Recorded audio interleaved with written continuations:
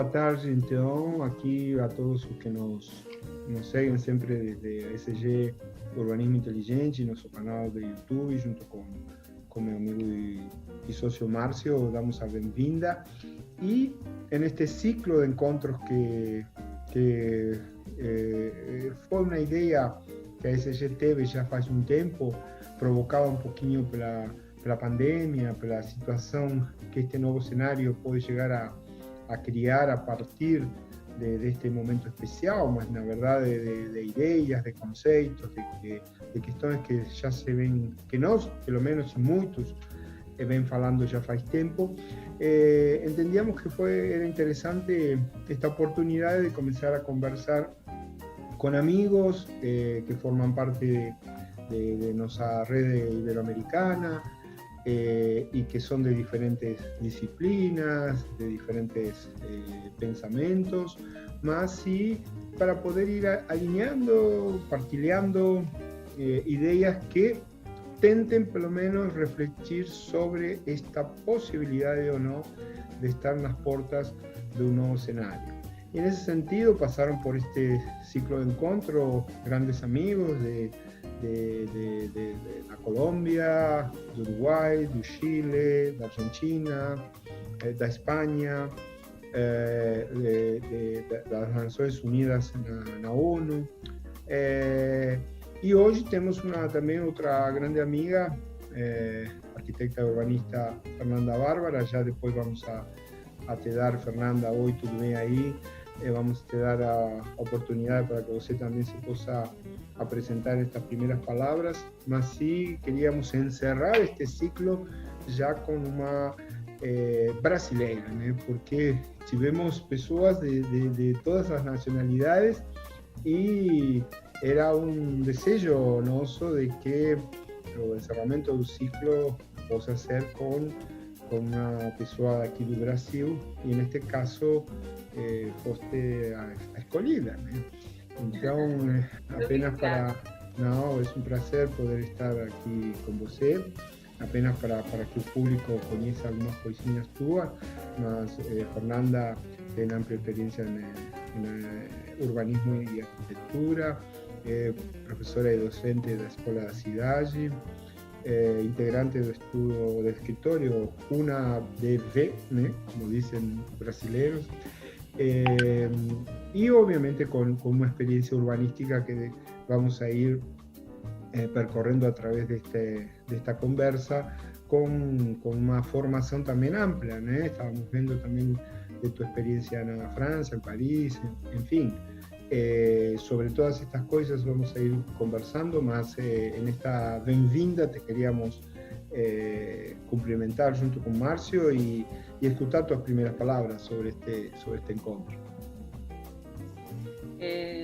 Muito obrigada, queria agradecer muito aí o convite.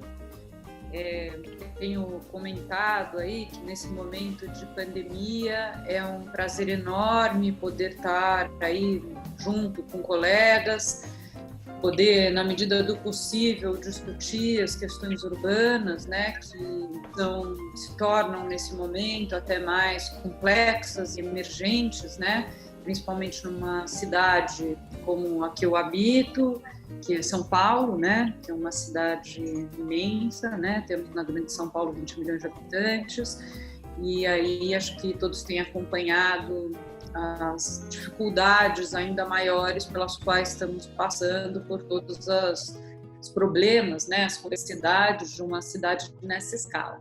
É um prazer enorme estar aqui com vocês, conversando um pouco, tentando entender esse momento tão difícil, né? Muito obrigada. Nós agradecemos.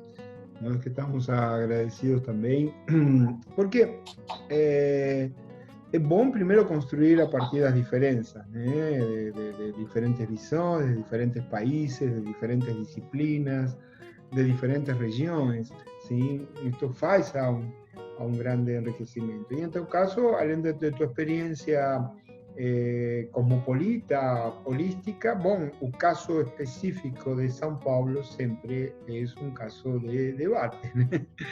E a primeira questão que te queríamos colocar que es un poco una cuestión que comentamos con todos sus convidados de este encontros, era como você, teu escritorio, tu equipe, tus colegas que trabajan contigo, están viendo este proceso pandémico na cidade de São Paulo desde o ponto de vista não só do comportamento, que já a mídia se encarrega muito de ser isso, sino do ponto de vista urbanístico.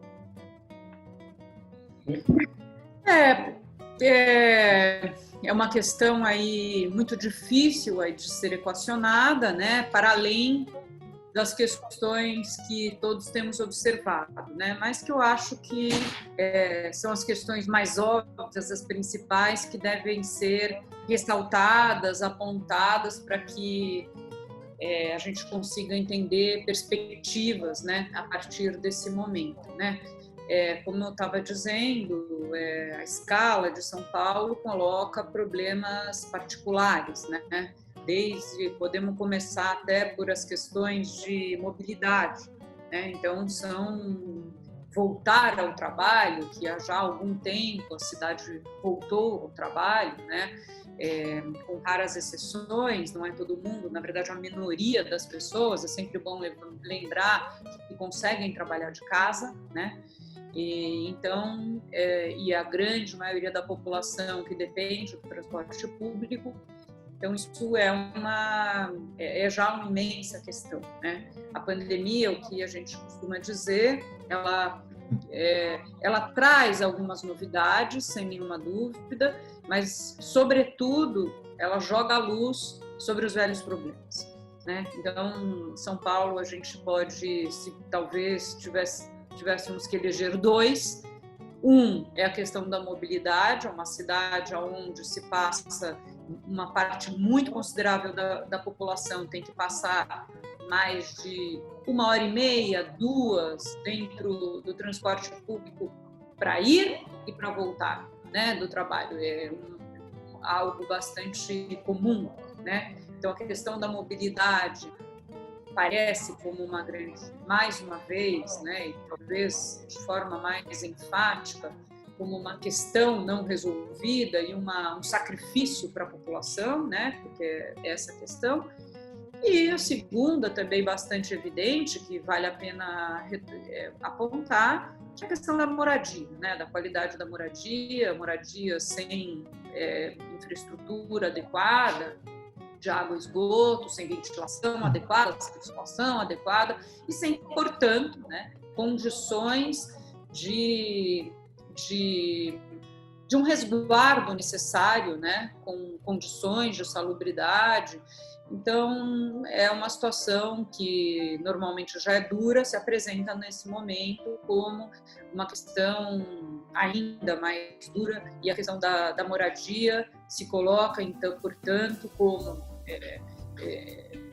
uma questão praticamente de todas as cidades brasileiras, de todas as cidades da América Latina, de todas as cidades que vivem questões de desigualdade forte, mas é claro que existem particularidades, esses problemas mais radicais, né, numa cidade do porte de São Paulo, com uma carência habitacional na escala, né, em que a gente... E podemos falar também, aí eu acho que é uma conversa mais híbrida, vamos dizer assim, sobre a questão do espaço público a partir da pandemia, né? Aí eu acho que é uma questão mais aberta, mais múltipla, e a gente pode, enfim, abordar essa questão se tivermos tempo, né?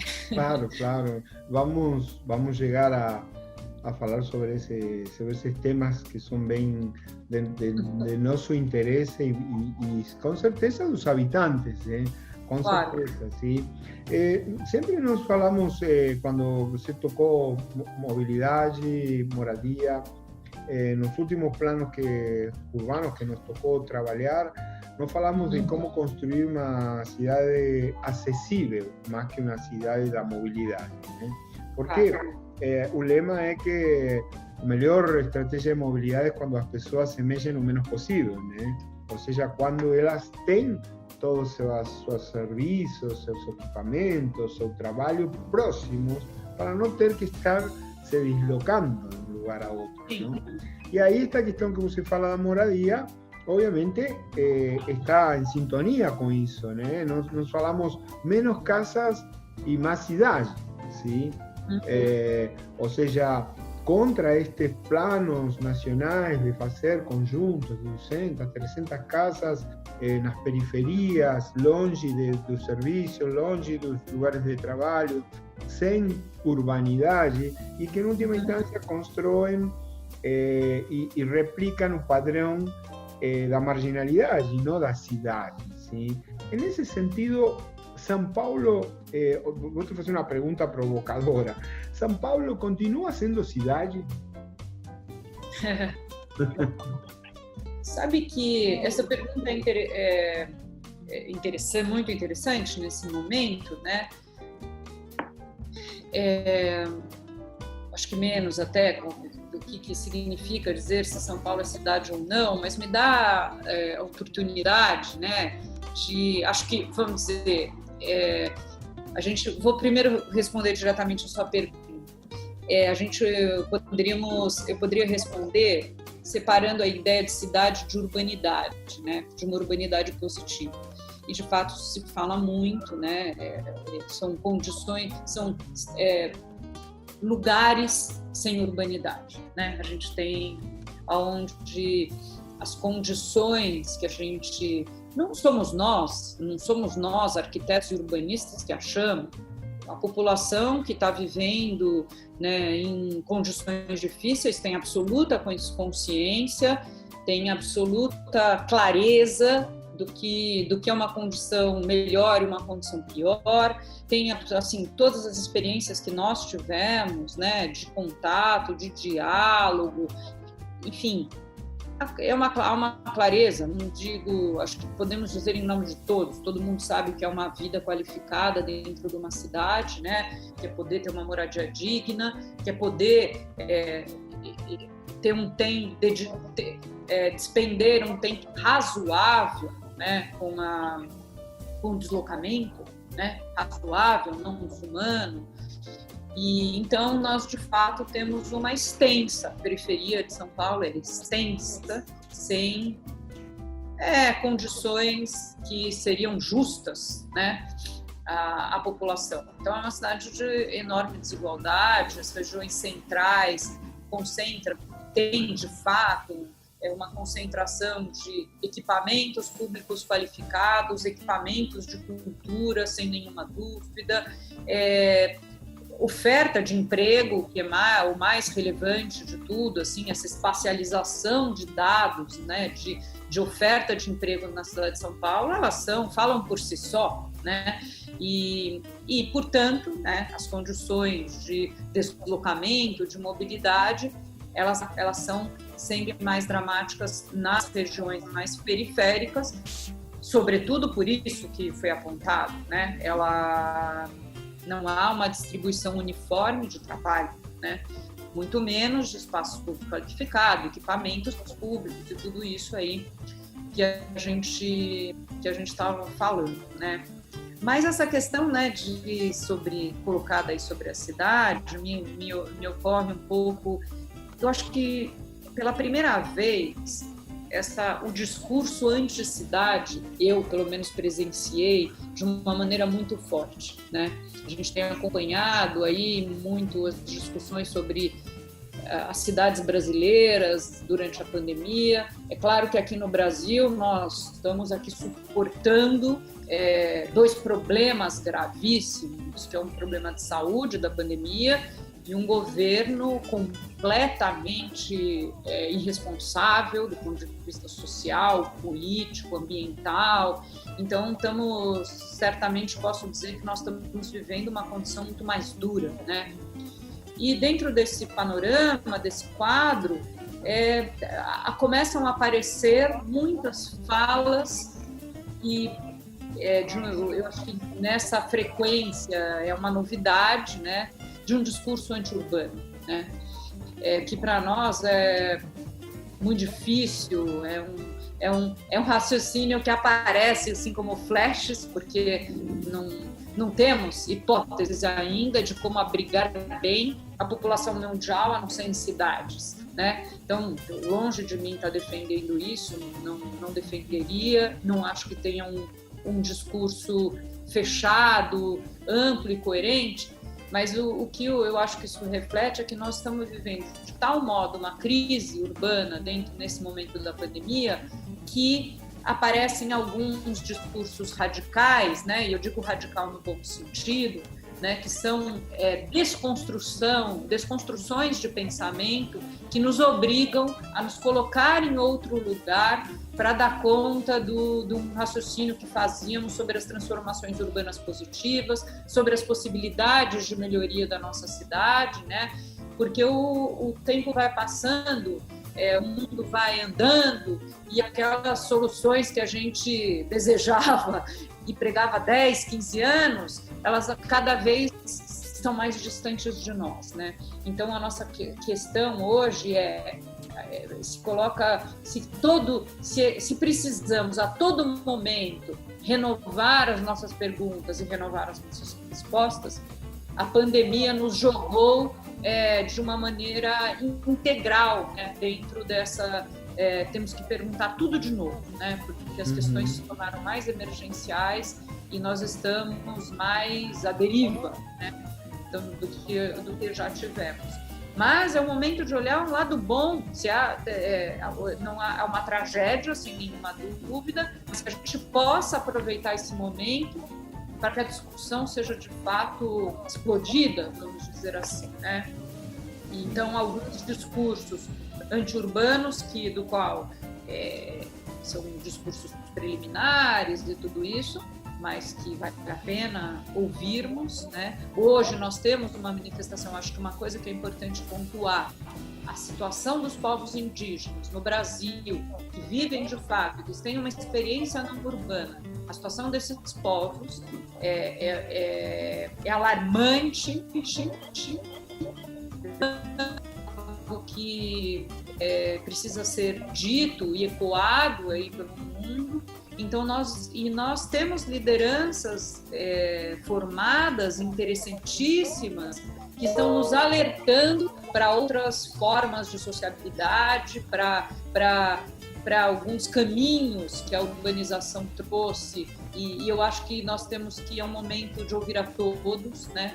E de ouvir povos, inclusive, que têm experiências muito distintas das nossas. E é um momento aí de aprendermos muito com todos. Bárbara, enfim, nós estamos conversando assim, com pessoas de diferentes lugares, né? E realmente, como o Daniel comentou, nós gostamos de fazer um desfecho com uma pessoa para fazer muito mais, talvez até um entendimento mais global, né, da nossa situação e também ter isso como um case, né, para a gente começar a refletir esse novo momento. E de acordo com o que tu veio falando sobre as importâncias, né, de termos talvez os entendimentos de origem do nosso próprio governo para ter uma situação um pouquinho mais equitativa, né? Sempre me surgia muito essa dúvida quando conversávamos com pessoas de fora, qual é a impressão que às vezes eu fazia as perguntas ou não, quais são as impressões que se tem hoje do Brasil nesse momento e se a gente, em determinado ponto da nossa reflexão, a gente consegue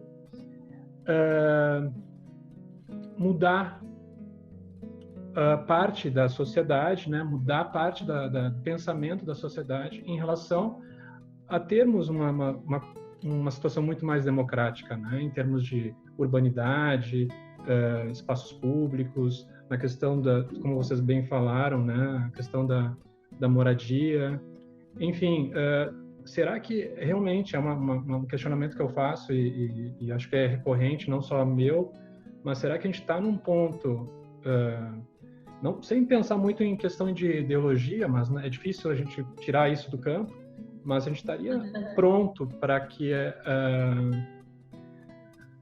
a gente tirasse desse contexto tão fechado desse viés, né, do governo, de ser um local tão exclusivista, né? Não tão aberto em termos de planejamento territorial. A gente estaria pronto, em termos de sociedade, entender esse novo mecanismo de trabalho, onde o Estado ele tem uma função muito importante para a promoção do planejamento territorial? Não, se eu te entendo bem, eu te diria, nós estamos sempre prontos a pensar formas de transformações urbanas e territoriais de forma democrática e participativa, né? Eu estou certa, né? Aprendi isso aí ao longo da minha vida profissional, que há um grau de consciência, principalmente em situações de dificuldade, né? E acredito também que, os projetos que eu pude desenvolver, toda a minha experiência urbana, é que um projeto, um plano urbano, um plano territorial, ele precisa de tempo para ser desenvolvido e implementado, né? E eu acho que a gente vive uma repetição, acho que vocês devem compartilhar aí dessa opinião, aonde nos momentos que, dada a escala, são raros de fazer projetos e planos urbanos, há uma porcentagem enorme desses projetos, desses planos irem para a gaveta, né? O que isso significa? Significa que nós precisamos de tempo. Uma transformação na escala da cidade, ela precisa ser debatida, ela envolve diversas disciplinas, diversos níveis de governo, diversas secretarias, isso é um processo, né? Está trabalhando com algo de imensa complexidade, que é o território urbano. E eu sou, né, bastante convicta de que o projeto urbano, a transformação territorial, ela só vai conseguir se dar nesse tempo necessário e se conseguir ser implementada quando nós conseguirmos construir processos de fato participativos, né? Isso é claro, por quê? Porque é preciso que a sociedade se envolva. Se a sociedade e as pessoas interessadas não estiverem envolvidos, tudo aquilo é rapidamente superado pela próxima gestão que entra, né? É uma consolidação, é preciso que esses processos estejam debatidos, consolidados, e que os protagonistas sejam, né, mesmo que, lógico, interface com o poder público, sem nenhuma dúvida, mas que seja a sociedade. Isso, eu sei que isso é genérico, a gente precisa entender quais as formas de organização disso, mas possíveis exemplos pelo mundo inteiro e mesmo dentro do nosso país, dos nossos países, existem muito mais organização do que se quer ver, na verdade, né? E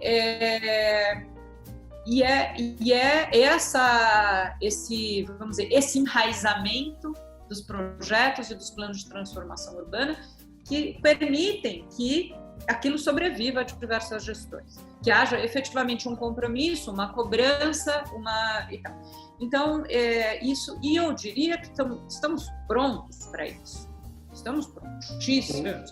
O que é óbvio que tudo é um processo, mas... O tema, Fernanda, é que quando se trabalha sobre uma questão de planejamento, de estratégias urbanas, en última instancia, desde nuestra visión, que con certeza você vai partilhar, o que se tenta sempre é fazer ou trabalhar em prol da justiça, sim? Quando a gente fala de desigualdade, está falando de inequidade e, portanto, ter que ir a um caminho de equidade e, portanto, de justiça, né? E aí entram um monte de interesses, né? Os interesses de um plano urbano são complexos demais, né?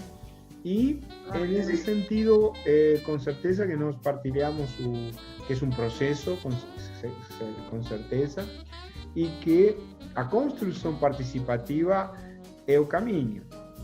Agora, entramos em um debate de o que é participação. Sim? E nesse sentido, eu que venho de outro país, eu que venho da Argentina, com outro tipo de origem, outra cultura, outro tipo de colonização, eu sempre falo para Márcio, vocês nasceram de uma contradição, Brasil, né? Uma monarquia liberal com escravos, nunca vista no mundo. Não existiu um país monárquico no mundo inteiro que tenha escravos. ¿Sí? Porque si es liberal, no tiene esclavos.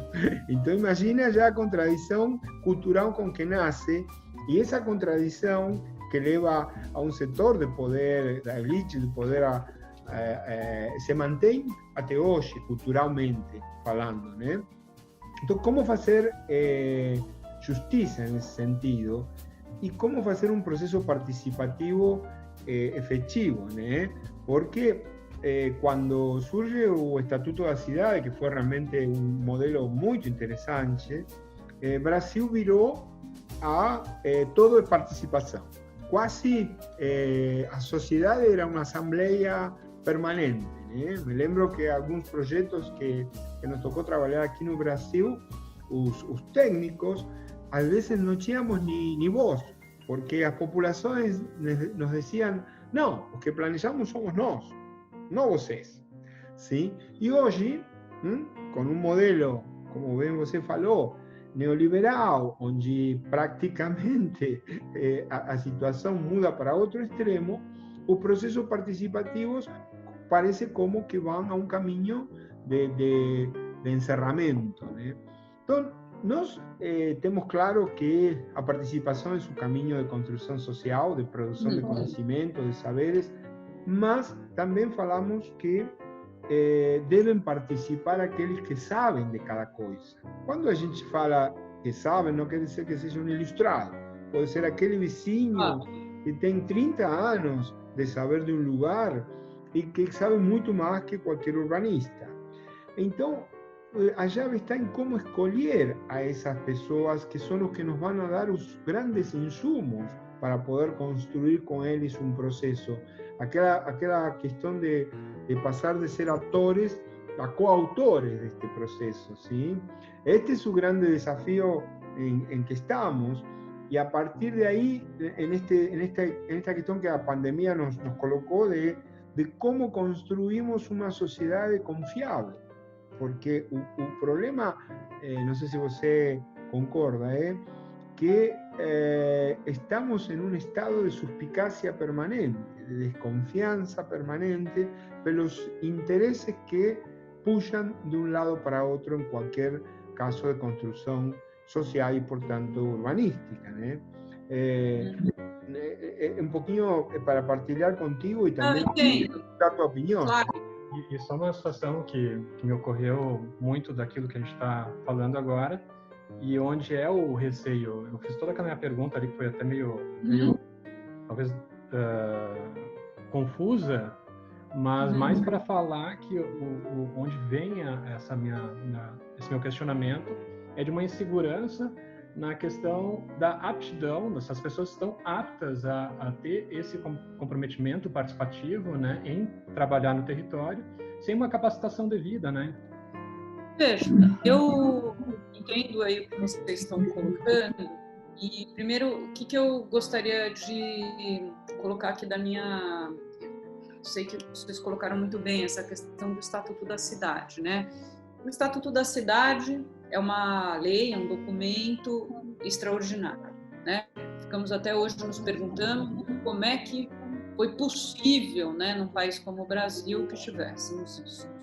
E eu acho que ele é um documento muito completo no sentido de colocação tanto de diretrizes como instrumentos urbanísticos dentro de uma escala e de uma hierarquia desses documentos até chegar em vamos dizer, planos regionais, né? Vai do plano diretor, lei de zoneamento, operações urbanas, planos regionais, quer dizer, ele configura, né, um conjunto normativo de legislações né, que vão de uma escala maior a uma escala menor, vamos dizer assim, né?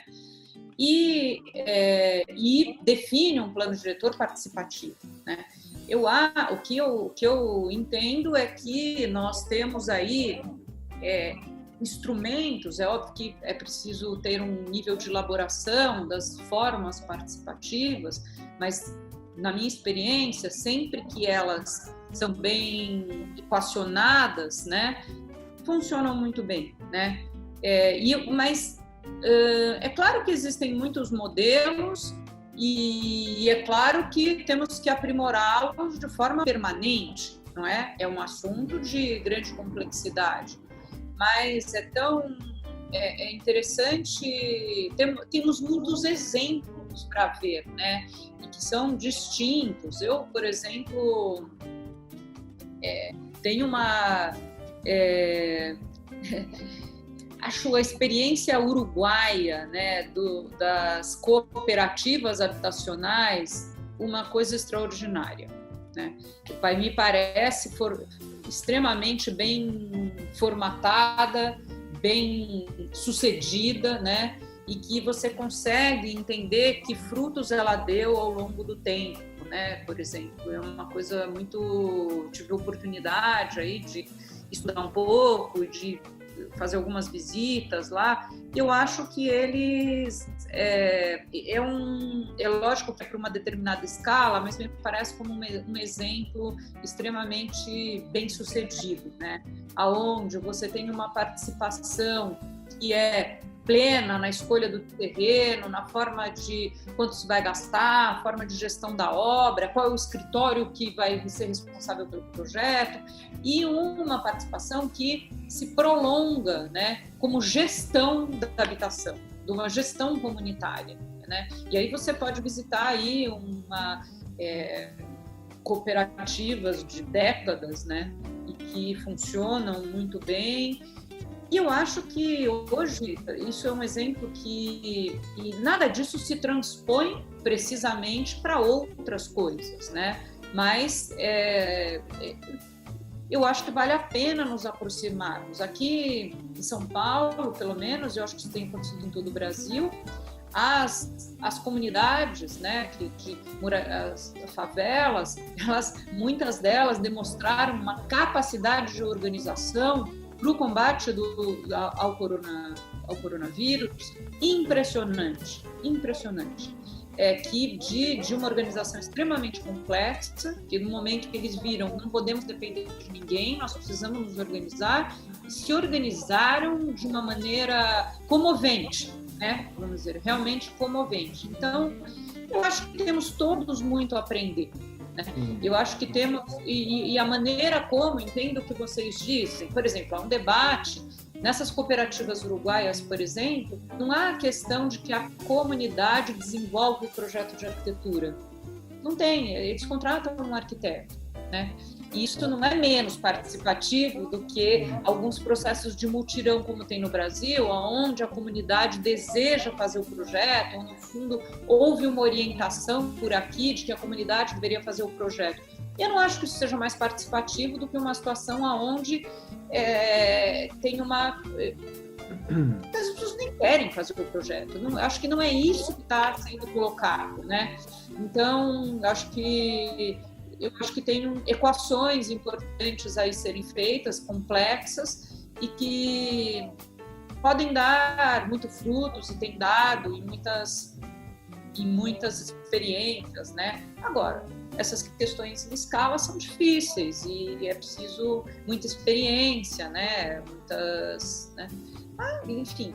E há países europeus, enfim, há exemplos por todo o mundo, onde não se faz uma mudança de piso de calçada sem eleição do bairro, né? Isso é um padrão na Europa, né? Então, mas são, enfim, formas muito diversas e muito distintas, e isso, né? Isso sim, demora tempo. No, a ver, nos concordamos plenamente en esta visión. Até, por eso falábamos, participan los que saben, porque a sabiduría o manejo das coisas, da experiência, claro, em diferentes segmentos, sim? Então, como bem você falou e a gente comentou, aquele vizinho sabe muito bem como funciona esse bairro, como funciona o rio que passa pelo lado do bairro e se alaga, não se alaga, sabe muito mais que um profissional nesse sentido. O urbanista, ou pelo menos quando nós nos aproximamos a um lugar, o que nós partilhamos é nosso enfoque de pensamento, nosso posicionamento sobre o que entendemos uma cidade justa, mas precisamos dessa construção social. Ninguém forma ninguém, sino que é uma construção de ida e volta, porque todos sabem alguma coisa. Até o próprio Einstein, me lembro, dizia, todos somos ignorantes em alguma coisa. O segredo é saber em que somos ignorantes para aprender do outro, né? Então, essas comunidades, com certeza, que sabem de coisas que nós, como urbanistas, precisamos. E eles precisam de nossa formação para poder construir essa cidade juntos, esse bairro, essa rua, o que for. Nesse sentido, estamos completamente de acordo em que é uma construção social, é uma construção de todos, sem dúvida. Me lembro, quando você falava do caso uruguaio, o caso de Medellín, na Colômbia, onde em vários morros se foi recuperando, ressignificando bairros, justamente em questões de moradia social, mas entendendo ao lugar como um espaço urbano, ¿sí? que inclui espaço público. E isso foi construído com as pessoas, porque quem sabia por onde passava esse riacho, onde tinha uma encosta, onde tinha um desmoronamento, eram os habitantes do lugar. Sim?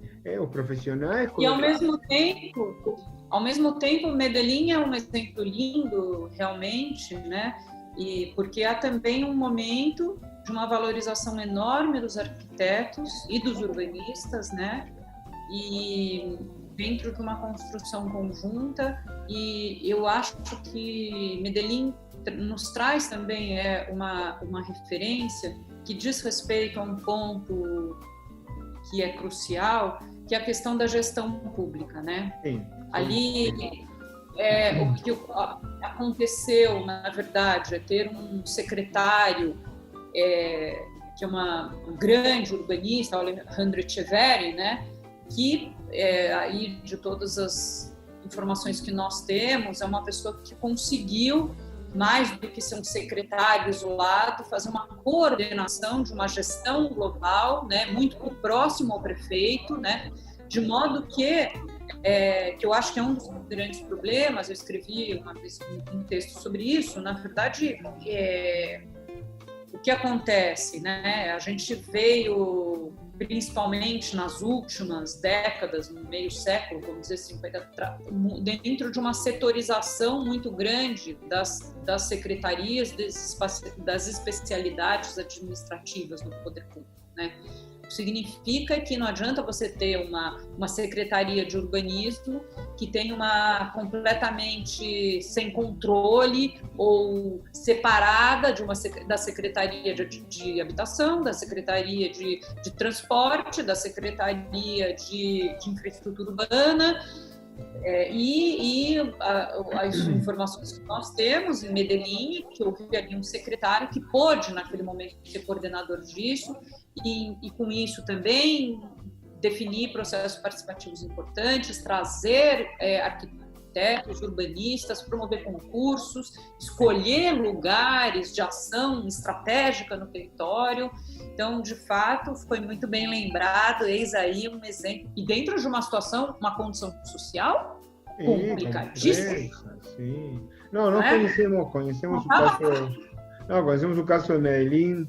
Eu tive a oportunidade de viajar muitos anos seguidas a dar aula na Universidade de Medellín. E o segredo, nesses casos, nós tentamos em nossos planos também implementar, gerar uma nova forma de gestão. porque as prefeituras, desde sua estrutura clássica, elas não conseguem resolver os problemas de planejamento, apenas dão resposta ao dia a dia, né? Em Medellín se criou a empresa de desenvolvimento urbano. Essa empresa pública é a que realmente dinamizou tudo isso, sim? Outros criam a agência de desenvolvimento, Curitiba criou o Instituto de Planejamento. Na verdade, a questão da gestão do desenvolvimento urbano das cidades começa a ter que ter uma nova forma de gestão que já uma secretaria de planejamento não consegue resolver, né? Este é o grande desafio, né?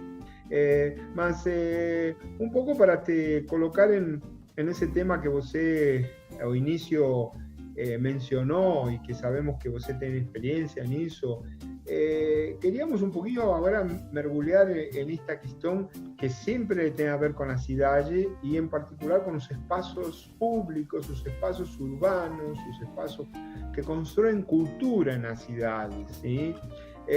E que obviamente estão hoje também muito vinculados com este problema pandêmico, né? Porque como se pensa em um espaço urbano, sim, fazendo cidade, né? Quando a cidade realmente é isso, né? É o lugar onde as pessoas se encontram, as pessoas se relacionam, a cidade nasce nesse sentido, e o espaço urbano, o espaço público, é o germe de tudo isso. Desde tu experiência, como se aborda este tema tão importante que faz a cidade, que é o espaço urbano?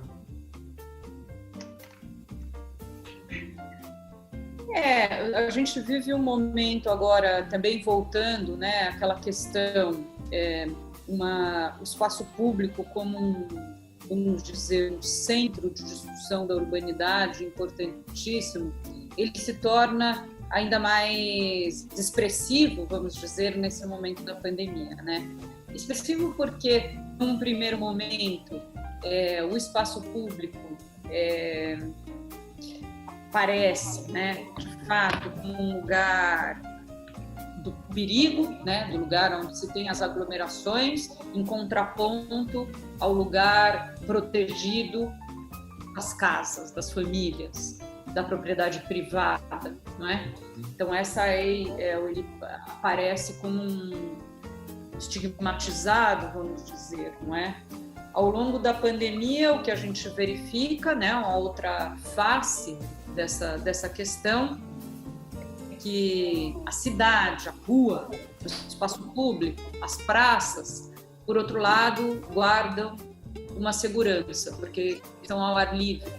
É o lugar onde as pessoas, penso hoje, é o lugar que as pessoas se sentem melhor, porque elas já, as casas, ao mesmo tempo que são refúgios, já são uma espécie de prisão, não é? E a cidade ganha apesar de muito triste, ganha uma alegria, né? Caminhar na rua se tornou um momento muito libertador, muito feliz, de alguma calma na vida das pessoas, né? E aí, tanto o espaço público, falar só em duas dimensões, porque tudo isso é muito difícil, né? O espaço público, por um lado, acaba ganhando uma importância, espero que dentro de uma hipótese de transformação urbana, efetivamente se revalorize, né? Dentro dessa turbulência toda que a gente está sentindo. Mas eu colocaria nisso a ideia não só de espaço público, como esfera pública, né?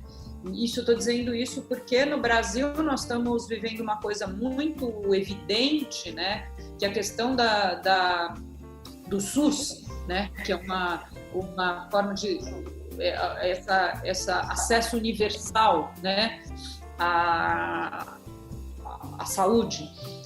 E eu penso espero, na verdade, que essas questões aí colocadas pela pandemia façam florescer, né, esse vínculo maior, esse valor que tem a esfera pública, né? Nessa múltipla dimensão. Eu acho que a gente ouve. E o espaço público também é curioso que ele acaba sendo o lugar, né, hoje, das manifestações caladas, né? Porque essas manifestações, né, tem um livro muito interessante, Corona Vida, editado aí pela Escola da Cidade, onde a Gisele Begelman fala, né, dessas manifestações que surgem ela se chama, na verdade, da projeção de manifestações públicas nas laterais dos prédios, em grandes empenas, né? São as janelas que falam, que se manifestam. Então, eu acho que é um momento em que se olha para a cidade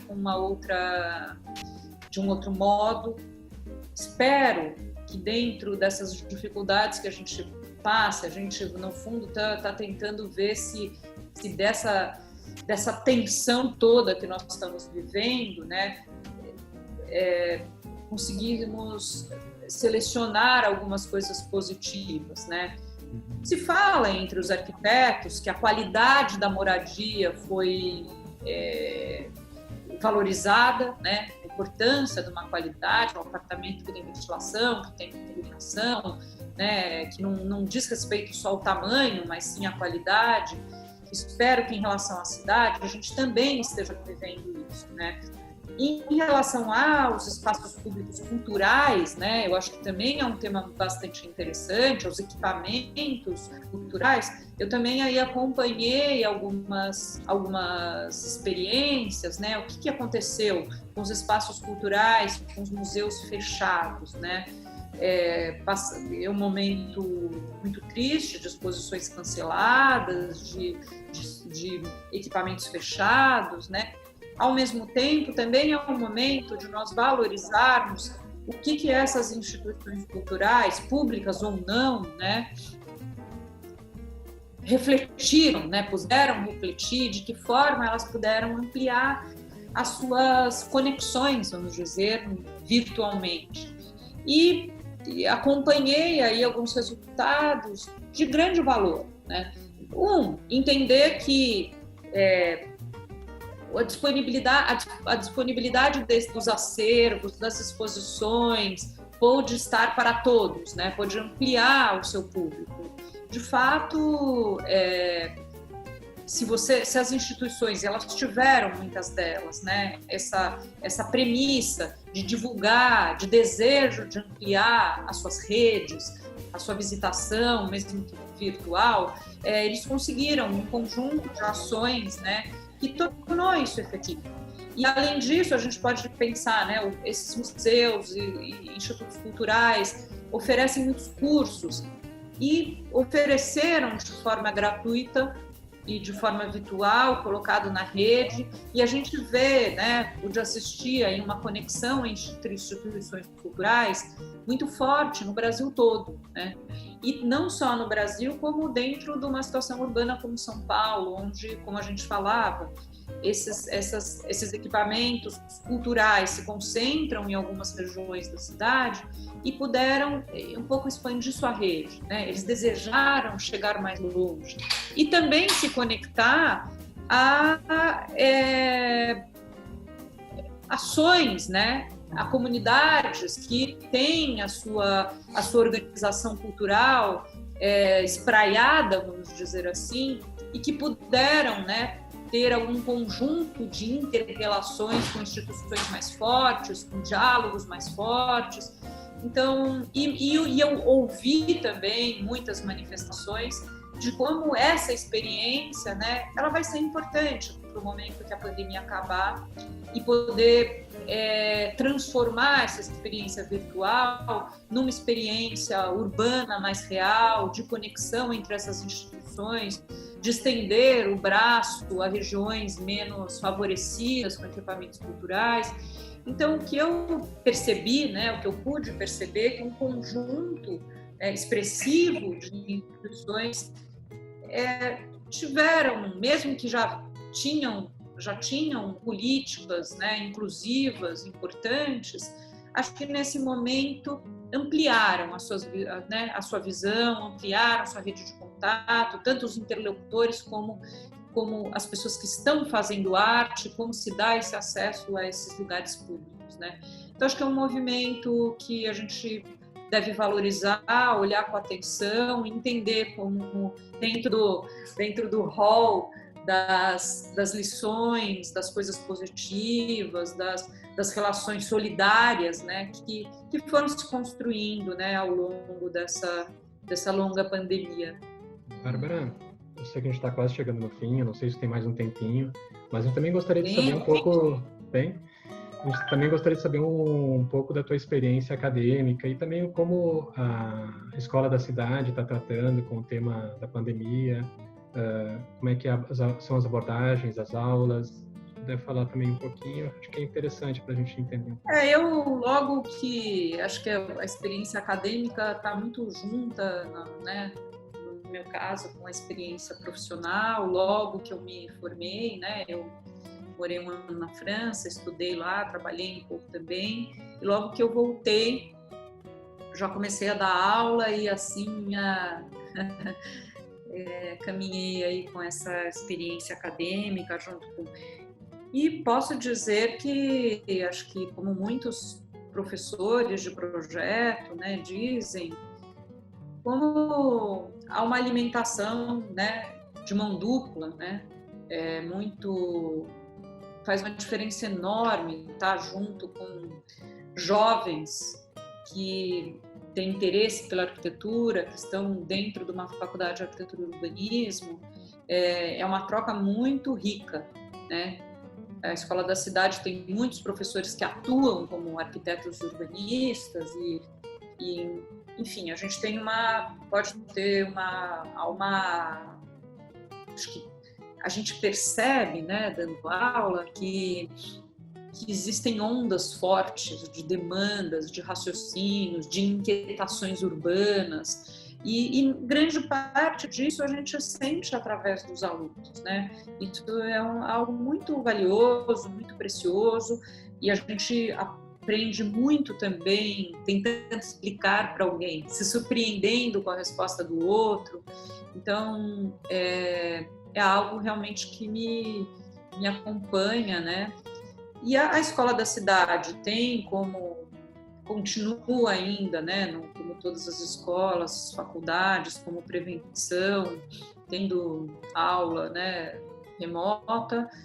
E esse foi um semestre interessante dessa disciplina que eu sou professora, que é o Estúdio Vertical, da qual fui coordenadora por muitos anos, que é uma disciplina de projeto que envolve alunos de todos os anos, né, por isso que é vertical.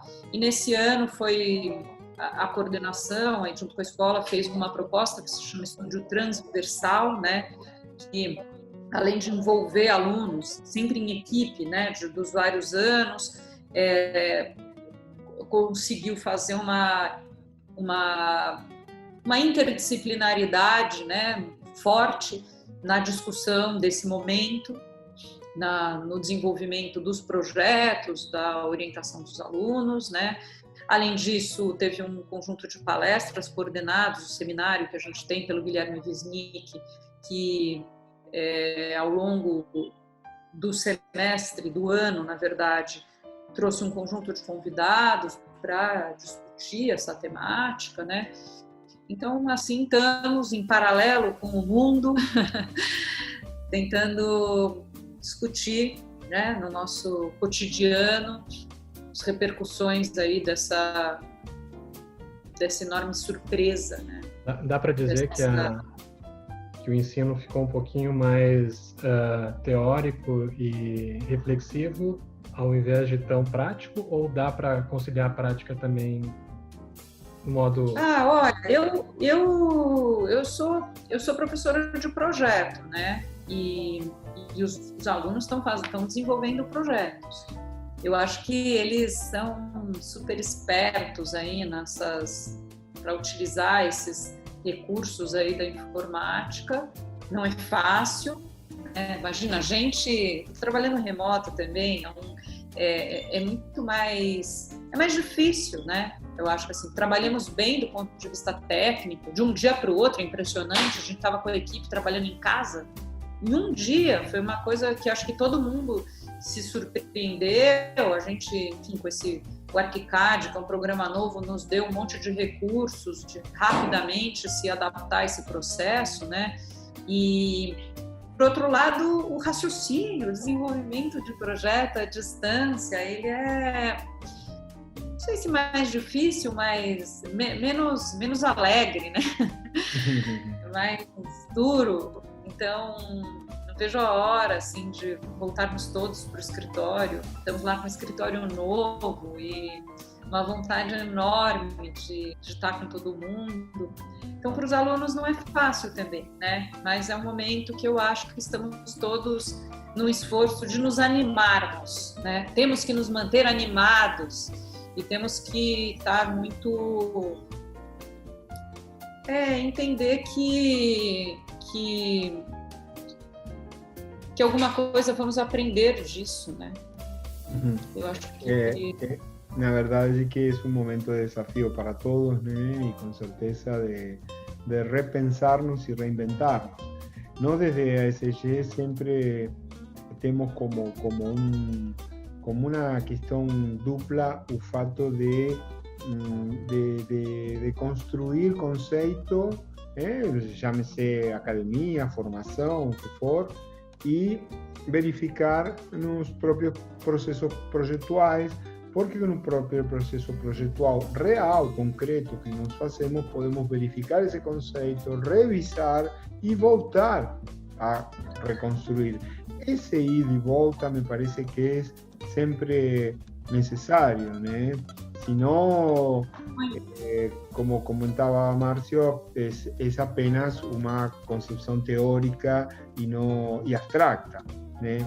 Mas já que estamos quase chegando no final dos nossos tempos, eu te queria colocar uma última pergunta que poderia ser, quem sabe, a síntese de tudo que estamos falando, que obviamente é de muita riqueza e que não vai ficar nesta entrevista, vamos tentar fazer outras coisas contigo, mas será que toda esta questão que hoje a pandemia provoca, não vamos a dizer que é responsabilidade da pandemia, mas que a pandemia provocou, e que pode ser que gere um novo cenário, exige de respostas primeiro éticas e não técnicas, porque todo mundo está procurando respostas de tipo técnica, seja isto na saúde, com uma vacina, na cidade, com o desenho de seus espaços,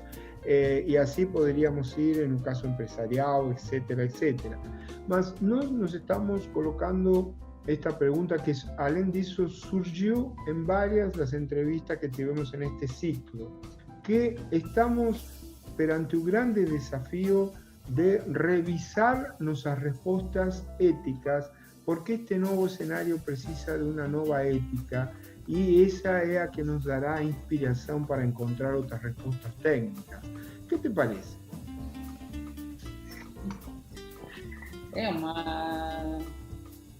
Me parece que sim, e eu poderia dizer que há a ética que sempre esteve na base, né, de um pensamento urbano. Ela está na base de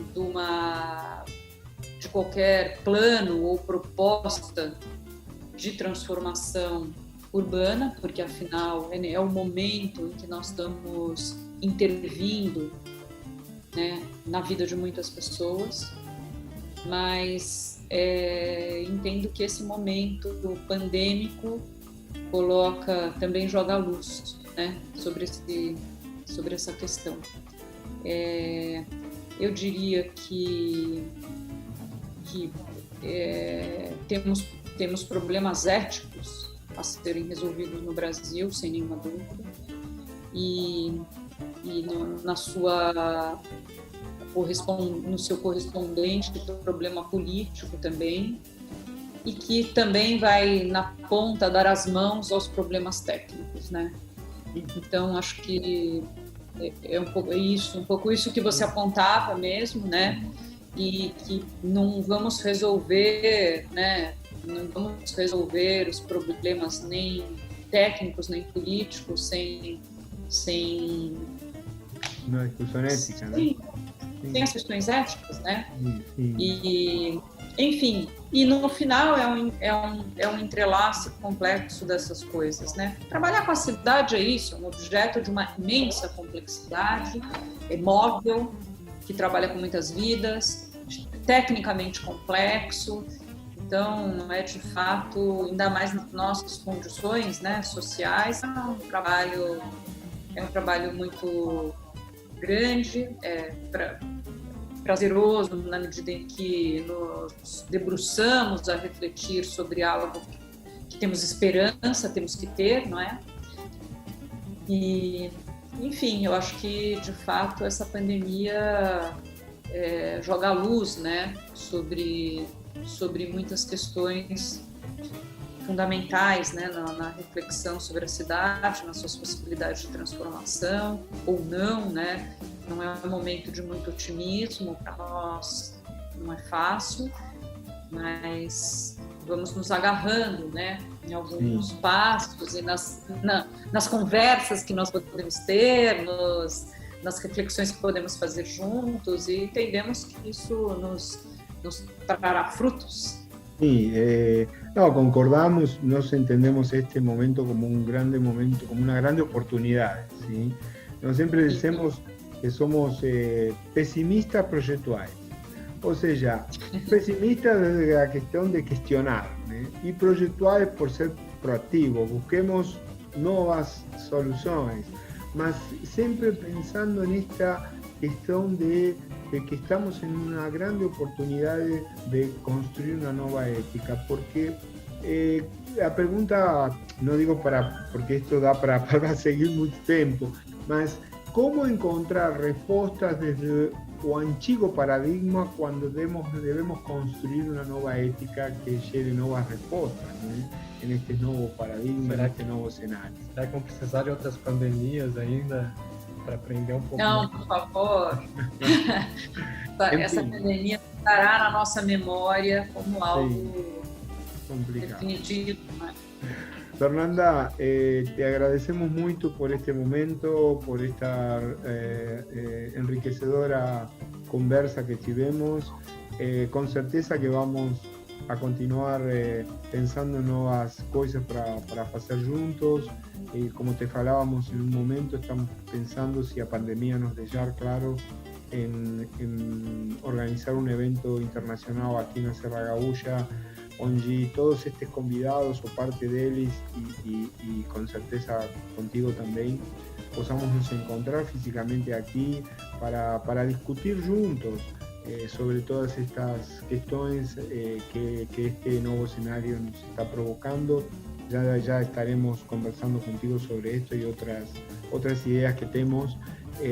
Por enquanto es agradecerte y mandarte un grande abraço. Obrigado. Um grande abraço, Bárbara. Foi um prazer enorme. Eu que agradeço. Um grande abraço para vocês. Até breve. Tchau, tchau. Tchau.